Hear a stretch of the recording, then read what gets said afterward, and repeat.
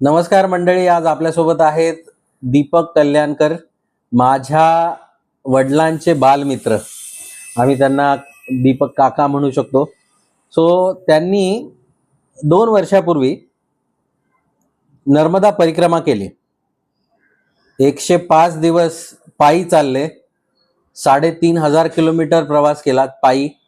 त्याच्याबद्दल तुम्ही आम्हाला जरा 2 मिनिटं सांगा. आता नर्मदा परिक्रमा पहिल्याने मी सांगतो का करावी.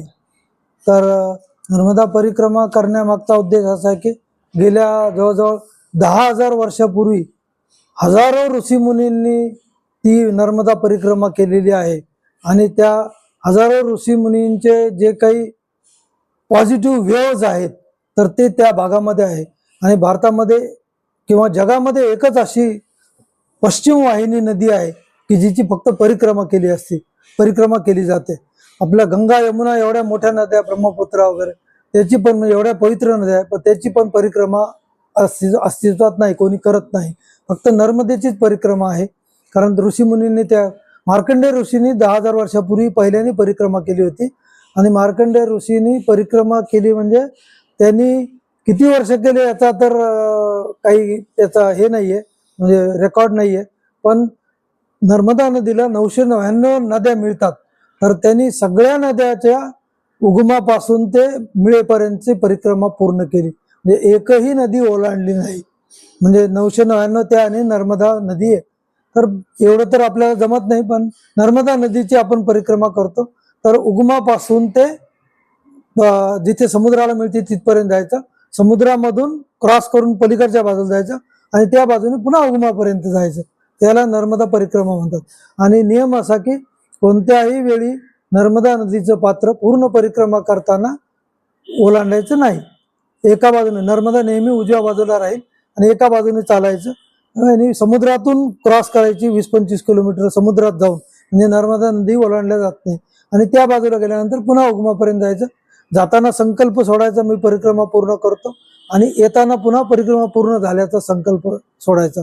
आणि नर्मदा माईच्या इच्छेखातर, इच्छा जर असेल तरच परिक्रमा पूर्ण होती, नसता परिक्रमा पूर्ण होत नाही. अगोदर हे ठरवावं लागतं की मी मिळेल त्या ठिकाणी मुक्काम करीन, मिळेल ती जशी सोय होईल तसं मुक्काम करीन. त्यानंतर मी कधीही अन्न मागणार नाही, जे मिळेल ते, जेवढं मिळेल तेवढं, जसं मिळेल तसं खाईल आणि कोणालाही कधीही मागणार नाही. तर हा नियम त्याच्यामध्ये आहे. आणि संन्यासाश्रम असल्यासारखाच तो पिरियड असतो नर्मदा परिक्रमा करण्यामध्ये. पांढरे वस्त्र परिधान करायचे आणि शक्यतो म्हणजे कुटुंबाशी सुद्धा संबंध न ठेवता आपण संन्यासाश्रमामध्ये ती परिक्रमा करायची. तर पायी परिक्रमा करण्यामध्ये विशेषतः जास्त त्याचा महत्त्व आहे. आणि दररोज जेवढं जमेल तेवढं चालायचं. नर्मदा काठचे जे लोक वस्ती राहतात त्यांना नर्मदा माईच्या कृपेने खूप चांगले दिवस आहेत. 3-3 पिकं ते घेतात. ते म्हणतात स्वतः आम्ही परिक्रमा करू शकत नाही, पण परिक्रमावासीची सेवा करण्यामध्ये ते त्यांना धन्य समजतात आणि ते सेवा देतात, म्हणूनच इतके परिक्रमावासी परिक्रमा करू शकतात. कारण त्यांच्या भरोश्यावर आपण परिक्रमा करतो. ते आपल्याला जेवणाची व्यवस्था करतात, राहण्याची व्यवस्था करतात आणि शक्यतो होतीच, नर्मदा माई तुम्हाला उपाशी ठेवत नाही. दुपारच्या वेळी कधी कधी जेवण मिळत नाही, पण ते आपण त्याच्यामध्ये धकून घ्यायचं. सकाळचा नाश्ताही मिळत नाही, मग आपल्या बिस्किटचे पुडे किंवा गुळ शेंगदाण्याची पट्टी वगैरे ती बरोबर ठेवायची आणि ती काय. नियम असा की जिथे तुम्ही मुक्काम आलाय तिथे उठल्यानंतर थंड पाण्याने स्नान करायचं. सकाळी 4:30ला 5 वाजता थंड पाण्याने स्नान करायचं.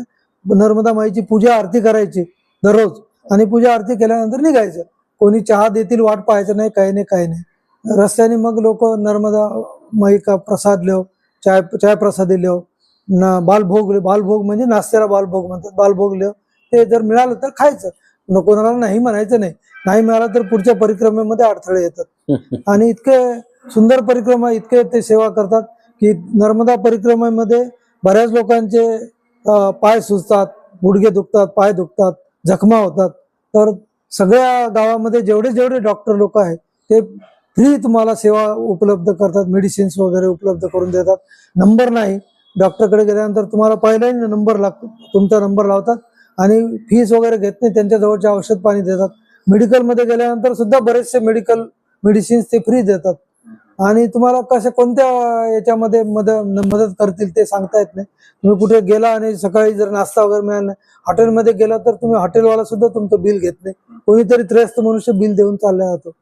तर इतकं छान आणि इतकं नर्मदा माईचं वाहतं पात्र पाहण्यामध्ये आणि नर्मदा माईचं पात्र उजवीकडे ठेवून तुम्ही त्याच्याकडे पाहून जे परिक्रमा करता त्याचा जो आनंद आहे तो अवर्णनीय, तो शब्दात वर्णन करता येत नाही. बरोबर आहे. तर हा, नर्मदा जनरली महाराष्ट्रातले मध्य प्रदेशचे लोक ओंकारेश्वर म्हणून जे आहे तिथं ओंकारेश्वरला सुरू करतात.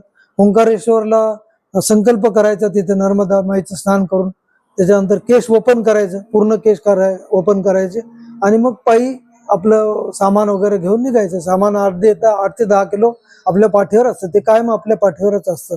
आपले जे 2 ड्रेस, त्याच्यानंतर टावेल वगैरे आणि बाकी मेडिसिन्स वगैरे काही जे आवश्यक गोष्टी त्या बरोबर असतात त्या घेऊन जायच्या आणि ते कायम पाठीवर आपल्या ठेवायचं सामान.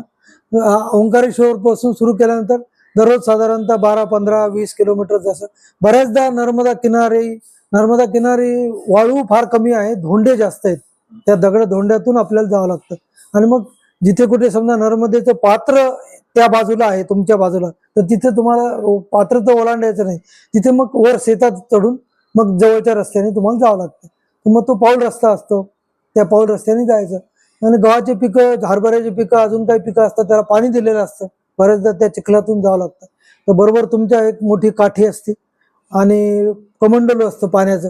काठी याच्यासाठी की बरेचसे प्राणी, कुत्रे वगैरे तुमच्या अंगावर येतात, तर त्याच्यापासून रक्षण होतं. अधिक तुम्हाला त्याचा चालायला पण उपयोग होतो. त्याच्यानंतर पूर्ण सातपुडा पर्वताच्या रेंज तुम्हाला लागतात. 30-40 डोंगर ते तुम्हाला चढून उतरायचे असतात. त्या भागामध्ये पूर्ण आदिवासी राहतात. नंदुरबार जिल्हा आणि मध्य प्रदेशचा एक जिल्हा आहे आणि गुजरातचा एक जिल्हा, पूर्ण आदिवासी राहतात. ते खूप गरीब आहेत. पूर्वी लुटायचे ते लोक, आता लुटत नाहीत, तर ते सेवा करतात. पण ते खूप गरीब असल्यामुळे मग त्यांना मदत करत आलायचं. ते जेव घालतात आपल्याला, पण मग त्यांना जशी जमल तशी मदत करायची आपण. ते नाही म्हणतात पण त्यांना मुलांच्या हातात, लेडीजच्या हातामध्ये पैसे द्यायचे. आणि सगळ्या गावामध्ये तिथून मग आपण सातपुडा पर्वत ते ओलांडल्यानंतर भरूचच्या जवळ समुद्राला मिळते नर्मदा. मग तिथे बोटीनं आपल्याला 15-20 किलोमीटर जाऊन नर्मदा ओलांडावं लागते. म्हणजे नर्मदा पात्र ओलांडलं जात नाही, समुद्रातून पलीकडे जायचं आणि मग तिकडे पलीकडच्या बाजूला गेल्यानंतर मग पुन्हा उगमापर्यंत चालत जायचं. तर असा तो प्रवास असतो. आणि बऱ्याच सगळ्या गावामध्ये जनरली आपण ज्यावेळेस जातो तर त्यावेळेस लहान लहान गावं असतात. गाव आल्याचं कळतं जनरली ते जे दुरून आपल्याला स्मशानाचं शेड दिसतं पत्र्याचं, तर ते पत्र्याचं शेड दिसलं म्हणजे गाव आलं जवळपास. आणि मग ते जनरली आपण झोपडपट्टी वगैरे किंवा जे गरीब लोक राहतात त्या वस्तीतून जातो. लहान मुलं पळत येतात, नर्मदे हर नर्मदे हर. मग त्यांना आपण काहीतरी चॉकलेट द्यायचे किंवा काहीतरी. तर आम्ही चॉकलेट सुरुवातीला दिले, पण आमच्या बरोबरच्या एका महाराजांनी सांगितलं सगळेच चॉकलेट देतात, तुम्ही वेगळं काहीतरी द्या. मग आम्ही काजू विकत घ्यायचे गावोगावी आणि त्यांना एक एक काजू द्यायचे. त्या मुलाने कधी काजू पाहिलेले नसायचे, त्यांच्या चेहऱ्यावरचा आनंद म्हणजे आवर्णनीय असायचा. बरेचसे एकूण एकाला विचारायचे काय हे म्हणून. ते मग ते खाताना जो आपल्याला आवाज येतो, आनंद येतो, ते खूप. आणि गोरगरीब बरेचसे लोक चहा पाजतात. काही मजूर असे आहेत की जे डेली वेजेसवर काम करतात, तर ते सकाळी 10-11 वाजेपर्यंत चहा पाजतात सगळ्या परिक्रमावासियाला, नंतर कामाला जातात. इतकी ती सेवा देतात. तर त्यांची सेवा म्हणजे त्या सेवेबद्दल आपण शब्द नाही, तोगड्या शब्द अपुरे आहेत अगदी त्यांची सेवाबद्दल. आणि खूप तुम्हाला म्हणजे कधी अगदी पंचपक्वानाचं ताटही मिळतं आणि कधी नुसतं भात वरण किंवा नुसती खिचडी सुद्धा मिळते. जे मिळेल ते आनंद मानून खायचं आणि ते परिक्रमा आपली चालू ठेवायची. बरेचसे लोक आपल्याला रस्त्याने नमस्कार करतात, कपडे भेट देतात. हिवाळा दिवस असतो, कारण नोव्हेंबर, डिसेंबर, जानेवारी खूप थंडी असते, ब्लँकेट देतात, स्वेटर देतात. जेवढं आपल्याला शक्य असेल तेवढं वागवायचं, नाही तर मग गरीबाला झोपडपट्टीमध्ये वाटत चालायचं ते. कारण आपल्याला ओझं वाढतं ते प्रत्येक गोष्टीचं. तर ते ओझं जे पुष्कळ लोक बिस्किट पुढे देतात वगैरे, मग ते जास्त जमा होऊ द्यायचं नाही, वाटत चालायचं. जेवढे पैसे दक्षिणा पण देतात लोक, ते आपण दानपेटीमध्ये टाकायचे किंवा गोरगरिबांना देत जायचं. म्हणजे नर्मदा माईच्या कृपेने आपल्याला पुष्कळ चांगलं होतं आणि तो एक अविस्मरणीय असा अनुभव आहे. आणि नर्मदा माई कोणत्या कोणत्या रूपामध्ये ह्या पिरियडमध्ये दर्शन देते. जसं आता आम्हाला संध्याकाळी जाताना एक मोठी नदी आडवी आली आणि तिथे खूप पाणी होतं. आम्ही विचार करत तिथे उभं होतो आम्ही 2 जण, तर काय करावं, कसं जावं पुढे. तितक्यात एक 8-10 वर्षाची मुलगी पळत आली, महाराज आपको किनारा पार कर देते हो. आणि मग तिनं माझ्यापेक्षा माझे मेवणे वयस्कर असल्यामुळे त्यांना म्हणलं तिचा हात धर, त्यांचा हात धर. तिनं आम्हाला पलीकडे क्रॉस करून दिलं. तिला एक आम्ही थोडे पैसे दिले आणि ती नंतर कुठे गायब झाली, दिसली सुद्धा नाही. त्याच्यानंतर एक वेळेस असं झालं की आम्ही एक छोटी टेकडी उतरत असताना आमचे मेवणे मागे होते, घसरले आणि खूप पडले. त्यांना बरंच मार लागला, त्यांचं सामान व्यवस्था पडलं. तर आता मी त्यांना उचलू शकत नव्हतो, थोडे माझ्यापेक्षा जाड असल्यामुळे. तर तितक्यात मग 2 परिक्रमा असे आले चांगले धष्टपुष्ट आणि ते म्हणे क्या हो गया, हम हम हम आपको संभालते, आप इधर ठहरो. त्यांनी सगळं सामान गोळा केलं, त्यांना हा आधार दिला आणि वर येऊन पाणी बिनी दिलं. वर थांब, आपको कुछ मदत है तो हमको बोलो, हम आपको रस्ता पार कर देते. आणि मग आम्ही म्हणलं ठीक आहे, आता आम्ही जातो. नंतर ते कुठे गायब झाले, दिसले पण नाही. त्याच्यानंतर जवळजवळ 3-4 वेळेस मी इतका जोरात पडलो याच्यामध्ये, परिक्रमेच्या पिरियडमध्ये. एकदा अंधारामध्ये पडलो आंघोळ करताना, आंघोळ झाल्या पण अजिबात मार लागला नाही. एकदा नदीमध्ये घाटावर पडलो, अजिबात मार लागला नाही, काही नाही. नर्मदा माई तुमचं पूर्ण परिक्रमेमध्ये तुमचं संरक्षण करते. कारण तुमच्या बरोबर एका बॉटलमध्ये नर्मदा माईचं जल असतं बरोबर, आणि तुम्ही रोज त्याची पूजा करता. तर नर्मदा माई तुमची कधीच साथ सोडत नाही, ती तुमची परिक्रमा करून घेते. तुम्ही स्वतः परिक्रमा करतच नसता. जशी आता माझी परिक्रमा झाली, माझी नाही झाली, नर्मदा माईनं माझ्याकडून करून घेतली. आणि जोपर्यंत तिच्यावर तुमची पूर्ण श्रद्धा नाही आणि तुमचा आत्मविश्वास नाही, तोपर्यंत तुम्ही परिक्रमा पूर्ण करू शकत नाही. जवळजवळ साधारणतः जेवढे परिक्रमा करतात त्याच्यातले 75-80% लोकांची होत नाही, काही ना काही अडचणी येऊन ते वापस येतात. तर 10-20-25-20% लोकांची होती. तर त्याच्यामध्ये आणि तुमची परिक्रमा पूर्ण होती. म्हणजे आता आम्हाला बऱ्याच ठिकाणी काही साधू लोक भेटले, त्यांनी सुद्धा सांगितलं की तुमच्या 7 पिढीच्या आधीचं पुण्यही आहे, म्हणून मग तुमची परिक्रमा पूर्ण होती. 7 पिढीची पुण्य असल्याशिवाय तुम्ही परिक्रमा करू शकत नाही. आणि तुम्ही अशी घाईघाईमध्ये परिक्रमा करण्यापेक्षा 3 वर्ष 3 महिन्याची परिक्रमा करा. जिथे तुम्हाला वाटेल तिथे महादेवाची सेवा करा, अभिषेक करा महादेवाला आणि तिथे ध्यान करा. तर त्या ठिकाणी पॉझिटिव्ह वेव्स त्या ऋषीमुनीने तप केले ते अजूनही आहेत. ते तुम्हाला जर समजा एक म्हणजे कोणत्या का वयामध्ये होईना, ते तुम्हाला एखाद्याला जरी प्राप्त झाले तर तुमचं पुण्य म्हणजे सफल झालं. बाकी अशी घाईघाईमध्ये करण्यामध्ये तुम्हाला, आणि त्या नर्मदा किनारी भरपूर आश्रम आहेत, भरपूर मंदिरं आहेत, भरपूर ठिकाणी भागवत कथा चालू असते, तुलसी रामायण चालू असतं, रामचरितमानस चालू असतं. तुमचं जिथं मन लागेल तिथे थांबा. आणि आम्ही हा अनुभव घेतलेला आहे की सगळ्या ठिकाणी लोक, मोठमोठे मंदिरं आहेत, कथा चालू असतात, भागवत चालू असतात. महाराज इधर मुक्काम करिये और कथा सुनिये असा आग्रह होतो. जेवणाचा तर खूप आग्रह होतो. कन्यापूजन बऱ्याच ठिकाणी, दर अमावस्याला प्रत्येक ठिकाणी कन्यापूजन होतं. तर त्या कन्यापूजन, एका ठिकाणी आम्ही कन्यापूजन होतं, दुपारी 10 वाजता गेलो आम्ही. त्या दिवशी जेवण केलं. तिथल्या साधू, जनरली साधू आहेत तिथं आश्रमची व्यवस्था पाहणारे, ते साधू करून खाऊ घालतात आपल्याला. त्यांनी सांगितलं उद्या कल अमास है और कन्या पूजन करने वाले हैं, तो आप कन्या पूजन का प्रसाद लेके जाना, वैसा नहीं जाना. दुसऱ्या दिवशी आम्हाला 12 वाजेपर्यंत थांबावं लागलं. त्यांनी 11:30-12ला आम्ही जेवू घातलं आणि मग कन्यापूजन उरकल्यावर आम्ही पुढे गेलो. आणि खूप चांगला अनुभव. मांडू म्हणून एक मध्य प्रदेश मधलं गाव आहे, तिथे मोठा किल्ला आहे.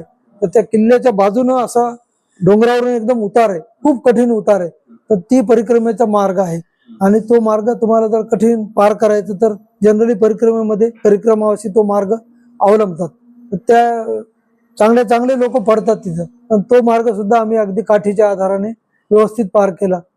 त्याच्यानंतर खप्पर माल म्हणून एक या सातपुडा पर्वतामध्ये साधारणतः 3500-4000 फूट असा उंच डोंगर आहे. तर त्या डोंगरावरून जर गेलं तर 3.5 किलोमीटरवर आपण पुढच्या गावाला जातो. आणि ते डोंगर बरेचसे जवळजवळ 80-90% लोक चढत नाहीत. तर ते रोडने जातात, त्यांना 7 किलोमीटर मार्ग लागतो, 7 किलोमीटर चालावं लागतं त्यांना दुरून. तर त्या खप्पर मालला आम्ही 13 परिक्रमावासी तिथे मुक्कामाला होतो आश्रमामध्ये. 13 पैकी फक्त 3 जण आम्ही चढलो, त्याच्यामध्ये मी आणि अजून 2 जण. बाकीचे 10 जण मग पायी चालत गेले. त्याच्यामध्ये आमचे मेवणेही पायी गेले तिकडे 7 किलोमीटर.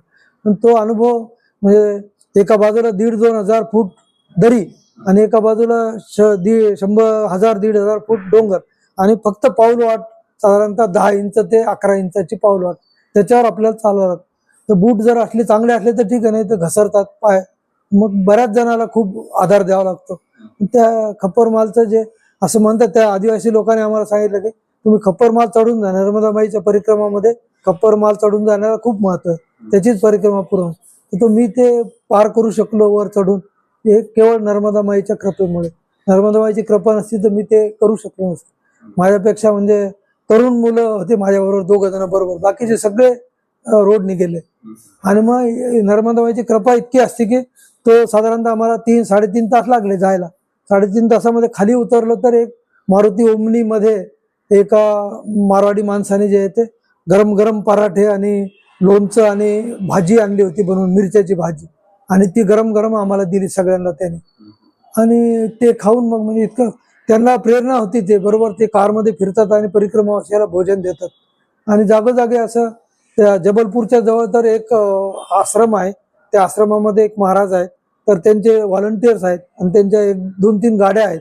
तर ते पुढच्या आश्रमामध्ये विचारतात किती परिक्रमावासी मार्गक्रमण करतात, आणि मग तेवढ्याचे पॅकेज बनवून ते कारमध्ये आणतात आणि रस्त्याने वाटत देतात प्रत्येकाला. तर संक्रांतीच्या वेळेस होतो आम्ही तिथे. तिळगुळाचा लाडू, त्याच्यानंतर पेढे, इतकं छान सुंदर जेवण दिलं त्याने, अगदी 10-12 प्रकारचे. त्याच्यानंतर तळलेल्या कुरड्या, पापड वगैरे, इतकं सुंदर जेवण. आणि त्यांनीच पुढे आम्हाला जवळजवळ 2 दिवस जेवण दिलं. इतकं सेवा करतात लोक. निर्णय अनुभव येते याच्यामध्ये, तुम्ही उपाशी कधीच राहत नाही. आणि नर्मदा माई तुमची बरोबर पाठ राखीन असते तुमची परिक्रमा. अश्वत्थामाचं सुद्धा दर्शन होतं. ते तुम्हाला, तुमची जर पुण्यही तेवढी असली तर तुम्हाला ओळख येतं.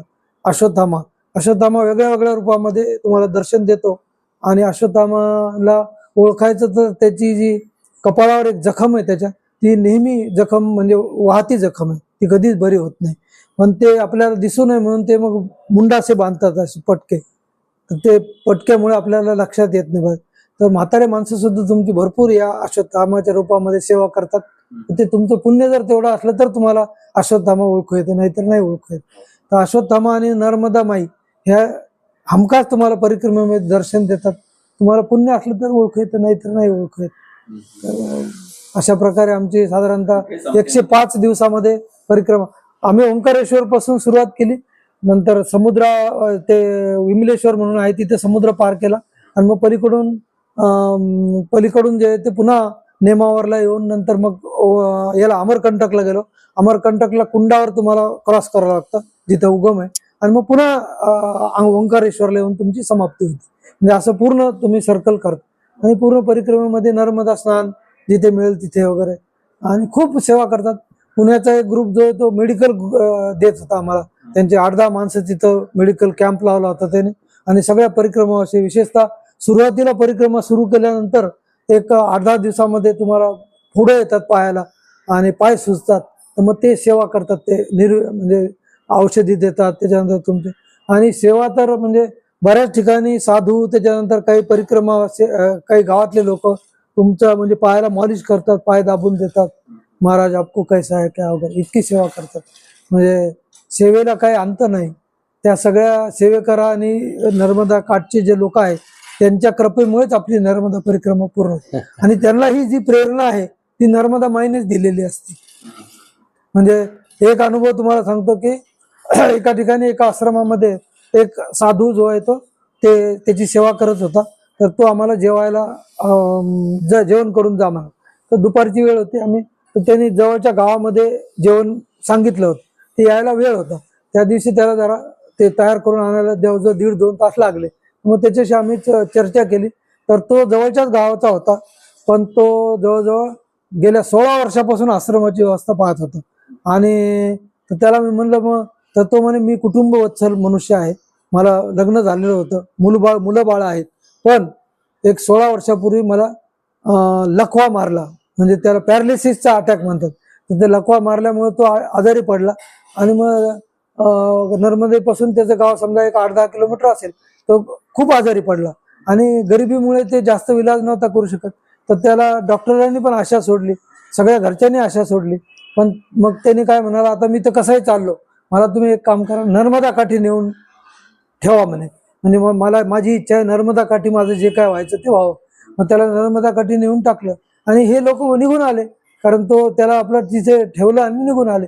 मग तो रोज नर्मदेमध्ये आंघोळ करायचा आणि रडत पडत म्हणजे उकडत असा अगदी खरंगळत असं जायचा आणि आंघोळ करायचा. तर 2ऱ्या-3ऱ्या दिवशीपासून त्याच्यामध्ये थोडी जान आली आणि मग तो 8 दिवसामध्ये पूर्ण बरा झाला. 8 दिवसामध्ये पूर्ण बरा झाल्यानंतर मग त्यांनी विचार केला नर्मदा माईमुळे आपलं जीवन पुन्हा पुनर्जीवन प्राप्त झालं, तर आता आपल्याला नर्मदा माईची सेवा करायची. तो घरी वापस गेलाच नाही आणि मग आश्रमामध्ये सेवा करतो. तो नर्मदा माईची अशी कृपा आहे. तर ती जे लोक जवळून अनुभवतात, ह्या सगळ्या याच्यामध्ये आम्हाला अनुभव म्हणजे त्या नर्मदा काठचे लोक कसे राहतात, कसे सेवा करतात, आणि नर्मदा माईची कृपा, नर्मदा माईचं अजूनही म्हणजे असं वाटतं की आपण पुन्हा परिक्रमा करावी आणि पुन्हा नर्मदा माईची सेवा करावी. बऱ्याचशा लोकांनी नर्मदा परिक्रमा केल्यानंतर तिथं नर्मदा काठी आश्रम स्थापन करून ते तिथं कायम सेवा करतात. पुण्याचे एक चितळे नवरा बायको आहेत, तर त्यांनी 15-20 वर्षापूर्वी परिक्रमा केली. आज त्यांनी आश्रम टाकून तिथं परिक्रमावासीची सेवा करतात ते. तर असे खूप सेवेकरी आहेत. एक नाशिकच्या कोण ठाकरे बंधू काहीतरी मॅडम आहेत, तर त्या मॅडमनी तिथे याला भालोदच्या जवळ हे केलेलं आहे, शाळा वगैरे चालू केलेल्या आहेत आणि त्या तिथे शाळा चालवतात. तर त्या मॅडमला म्हणजे भरपूर.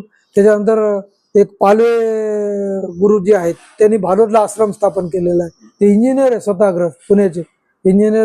ते सगळं नोकरी वगैरे सोडून तिथे ते आश्रमाची व्यवस्था पाहतात. तर असे सगळ्या लोकांना म्हणजे त्यांना तेवढी प्रेरणा मिळाली. आम्हाला निदान परिक्रमा करण्याची प्रेरणा मिळाली, आमच्या हातून नर्मदा माईची सेवा करण्याची संधी आम्हाला थोडी मिळाली. तर तिच्या कृपेत आम्ही आणि तिच्या ऋणात कायम राहू इच्छितो. धन्यवाद काका. भयंकर इन्स्पायरिंग आहे आमच्या सारख्या यंग मुलांसाठी तर डेफिनेटली. पण तुम्ही वयाच्या 70व्या 75व्या वर्षी हे करावं, 71व्या वर्षी करावं, ते पण सक्सेसफुली करावं, हे पुण्याईच आहे एक प्रकारची. सो धन्यवाद मंडळी. अशा इंटरेस्टिंग गोष्टी आम्ही आणत राहू. धन्यवाद.